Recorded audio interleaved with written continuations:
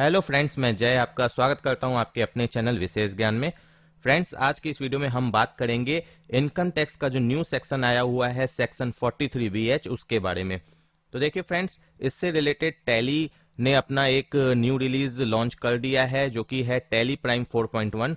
अगर आपने अभी तक अपडेट नहीं किया है तो आप टैली की जो ऑफिशियल वेबसाइट है tellysolutions.com वहां पर जाकर इसे डाउनलोड कर सकते हैं। और अगर आपके पास लाइसेंस टैली है और टीएसएस आपका एक्सपायर नहीं हुआ है तो आप टैली से डायरेक्टली अपनी टैली को अपडेट कर सकते हैं, तब आप इस फीचर का उपयोग कर पाएंगे।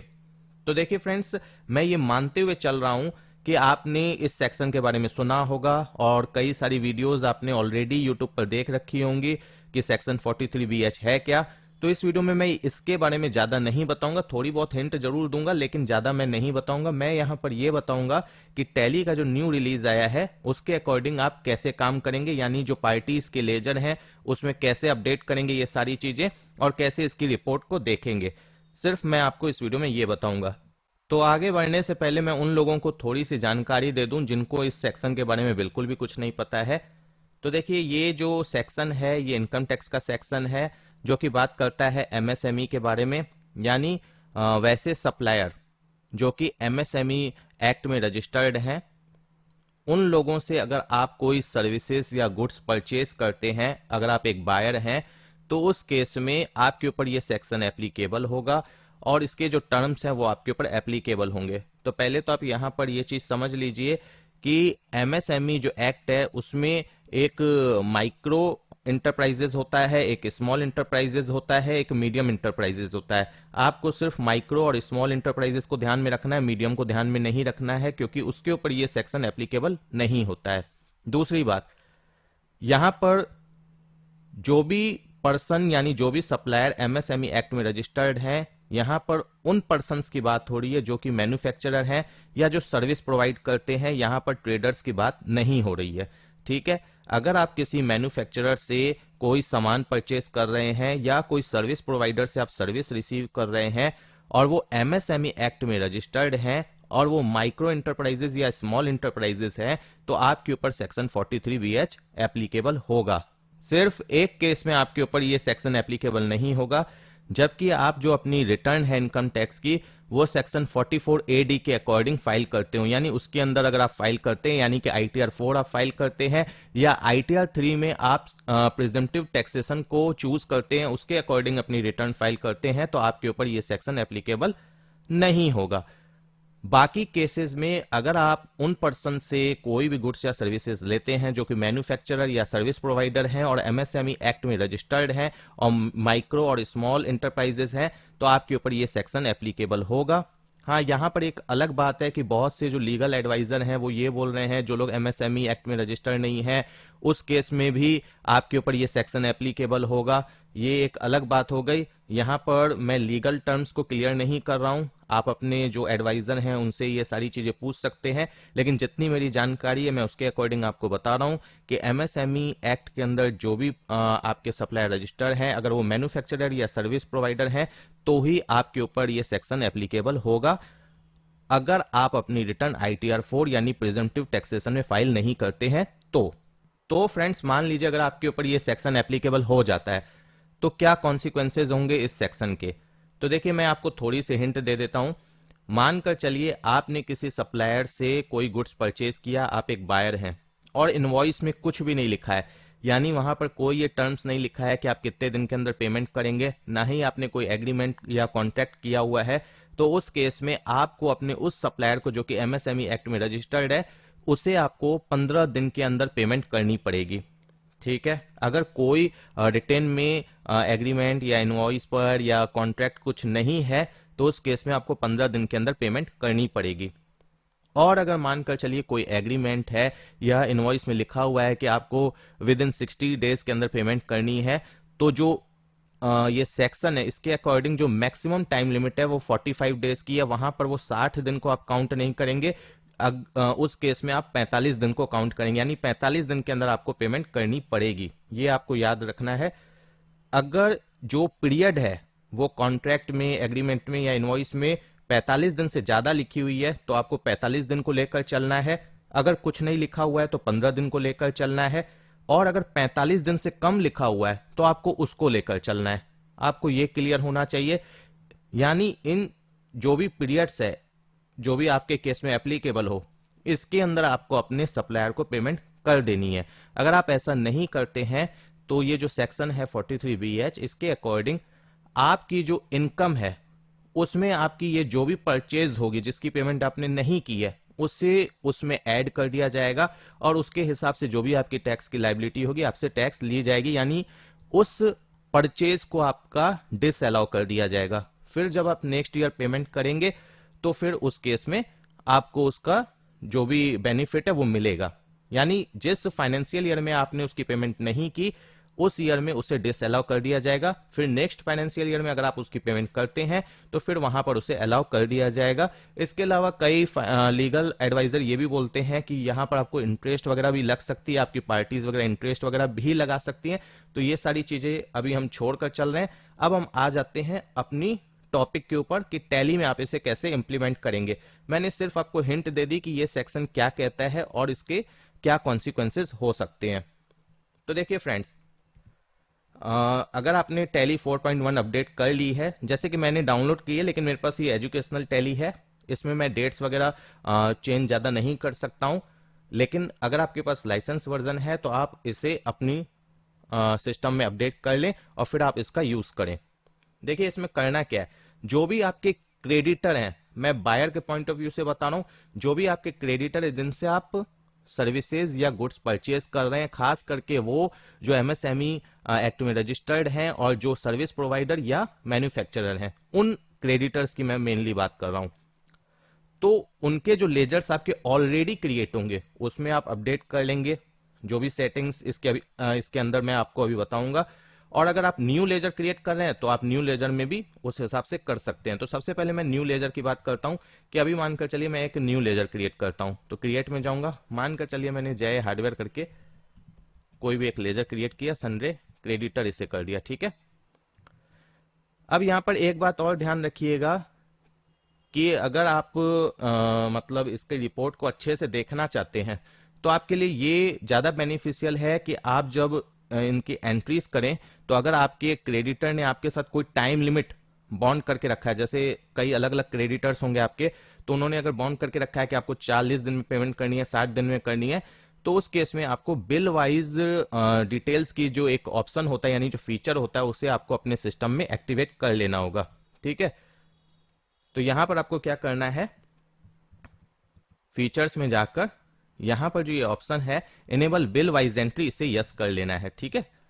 अब ये आप जब यस कर लेंगे तो जब आप लेजर्स क्रिएट करेंगे तो यहां पर जैसे आप सनरे क्रेडिटर चूज करेंगे तो यहां पर आपसे डिफॉल्ट क्रेडिट पीरियड पूछ रहा है। अगर किसी क्रेडिटर ने आपको कोई पीरियड दे रखी है यानी इनवॉइस में या कहीं रिटर्न में दे रखी है तो वो आप डाल देंगे, नहीं दे रखी है तो आप यहां पर इसे ब्लैंक छोड़ देंगे। मानकर चलिए किसी ने मुझे 30 डेज की दे रखी है, मैंने ये डाल दी, ठीक है। बाकी डिटेल्स आप फिल कर लेंगे अपने अकॉर्डिंग, यहां पर मैं वो सारी चीजें नहीं बता रहा हूं।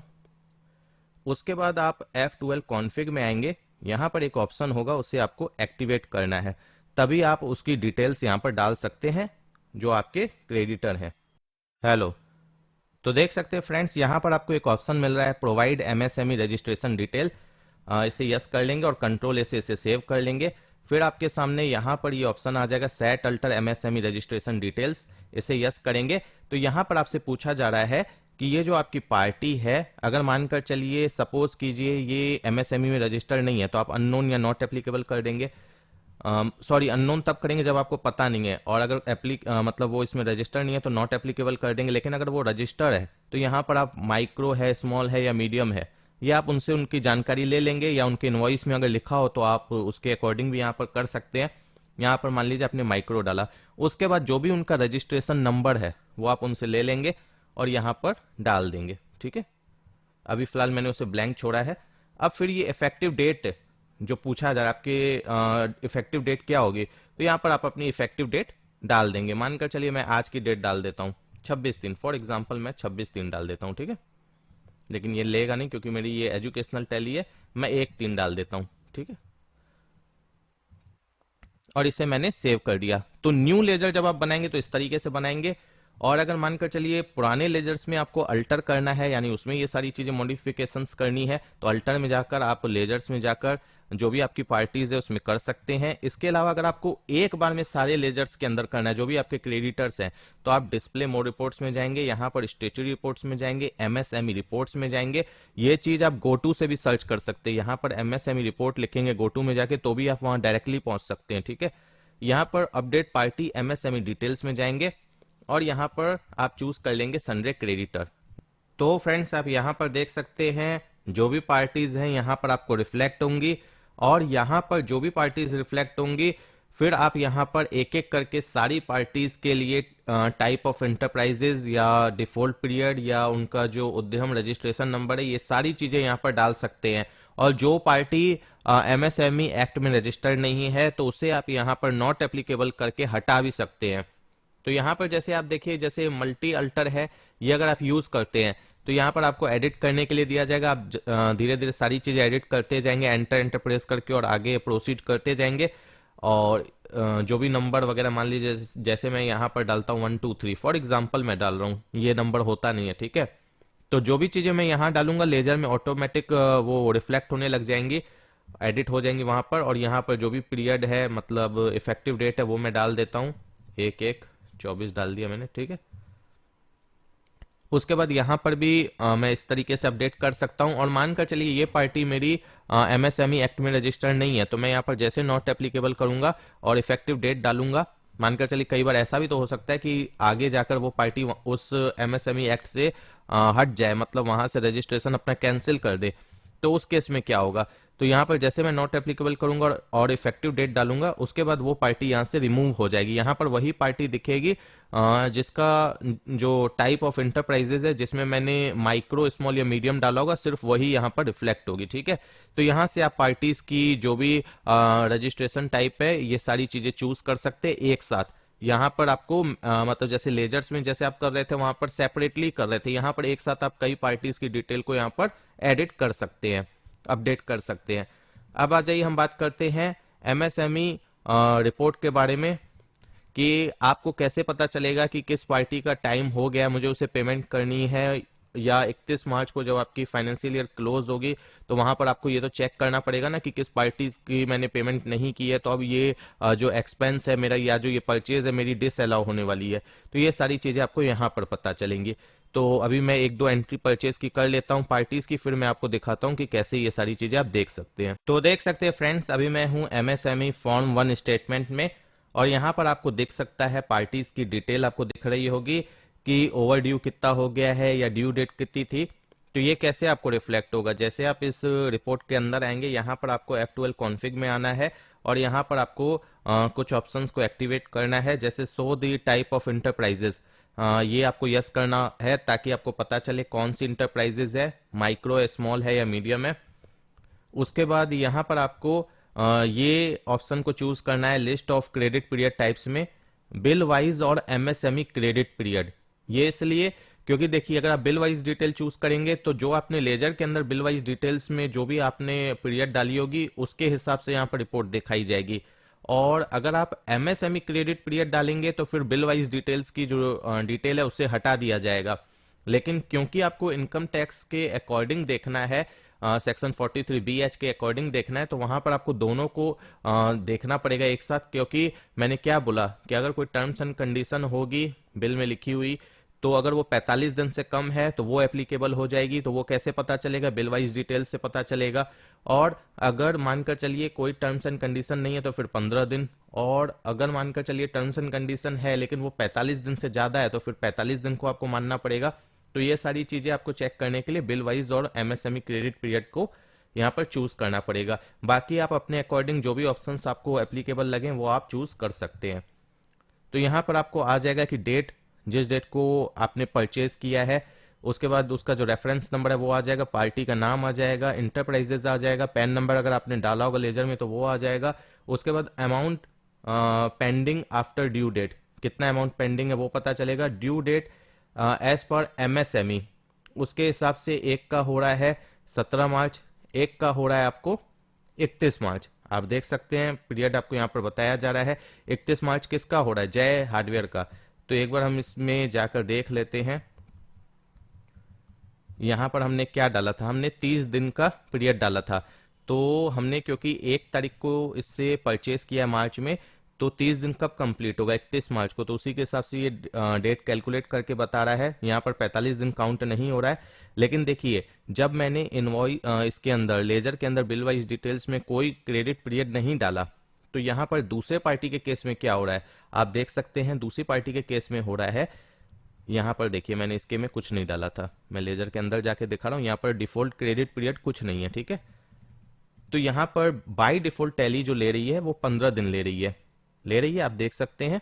तो यहाँ पर बताया जा रहा है कि ओवर ड्यू कितना हो गया, कितना दिन आपका, मतलब अगर मैं जैसे रिपोर्ट देख रहा हूं, क्योंकि मैं यहाँ पर रिपोर्ट देख रहा हूँ 31 मार्च तक की, क्योंकि मैंने पीरियड डाला हुआ है 1 मार्च से लेकर 31 मार्च। तो यहाँ पर जो पीरियड दिखाई जा रही है, यहाँ पर दिखाया जा रहा है कि 14 दिन एक्स्ट्रा हो चुका है, आपको 17 तारीख तक पेमेंट करनी थी, आपको 14 दिन एक्स्ट्रा हो चुका है, अभी तक आपने पेमेंट नहीं की है, क्योंकि मैंने पेमेंट की एंट्री पास नहीं की है। और यहाँ पर दिखा रहा है कि आपका जो ओवर ड्यू बाई डेज है वो 0 है। वो इसलिए क्योंकि 31 तारीख तक मुझे पेमेंट करनी थी, और मैं जो रिपोर्ट देख रहा हूँ वो मैं 31 तारीख तक देख रहा हूँ। तो उस हिसाब से अभी भी चाहूँ तो मैं पेमेंट कर सकता हूँ। जैसे मैं यहाँ पर 1 अप्रैल या नेक्स्ट फाइनेंशियल ईयर की पीरियड डालूंगा तो यहाँ पर ओवर ड्यू दिखाई देने लगेगा। यहीं पर अगर हम एक तीसरा एग्जांपल लेते हैं, मानकर चलिए जो मेरा पार्टी है उसमें मैंने 60 दिन डाल दिया होता, सपोज कीजिए मैं इस पार्टी के अंदर 60 दिन डाल देता हूं, जो पीरियड है इसके लेजर में यहाँ पर डिफॉल्ट पीरियड को मैं चेंज कर देता हूं, ठीक है। तो फ्रेंड्स अब आप देख सकते हैं, अब आपको जो स्क्रीन पर ड्यू डेट है वो अलग रिफ्लेक्ट हो रही होगी। यहाँ पर आप देख सकते हैं जो ये पार्टी है श्याम, जिसमें मैंने मॉडिफाई किया 60 डेज, तो यहाँ पर आपको 16 अप्रैल की डेट रिफ्लेक्ट हो रही है। यहाँ पर 45 दिन काउंट हो रहा है, क्योंकि 2 मार्च को परचेज की डेट है, उससे आप 45 दिन काउंट कीजिएगा तो उसके हिसाब से 16 अप्रैल की डेट आएगी। तो आप देख सकते हैं कैसे इफेक्ट पड़ता है इस एमएसएमई रिपोर्ट पर।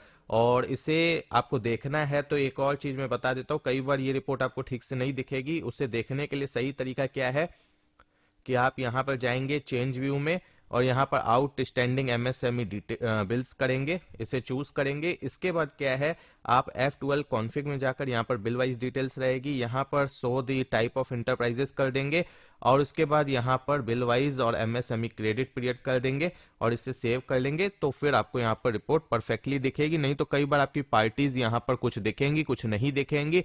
ये सारी चीजें आपको ठीक से चेक करनी है, तो आप बेसिस ऑफ वैल्यूज में जाकर कुछ सेटिंग कर सकते हैं, चेंज वैल्यू में चीजें चेक कर सकते हैं, और आप F12 कॉन्फ़िग में जाकर चेक कर सकते हैं। जहां पर आपको कुछ रिफ्लेक्ट ना हो तो आप इन सारे ऑप्शंस के अंदर जाएंगे तो आपको सारी चीजें सही से रिफ्लेक्ट होंगी और आप अपने हिसाब से अपनी रिपोर्ट तैयार कर सकेंगे। तो फ्रेंड्स, आई होप आपको वीडियो अच्छी लगी होगी। अगर वीडियो अच्छी लगी है तो प्लीज वीडियो को लाइक कीजिएगा, चैनल को सब्सक्राइब कीजिएगा। Thank you friends for watching my video.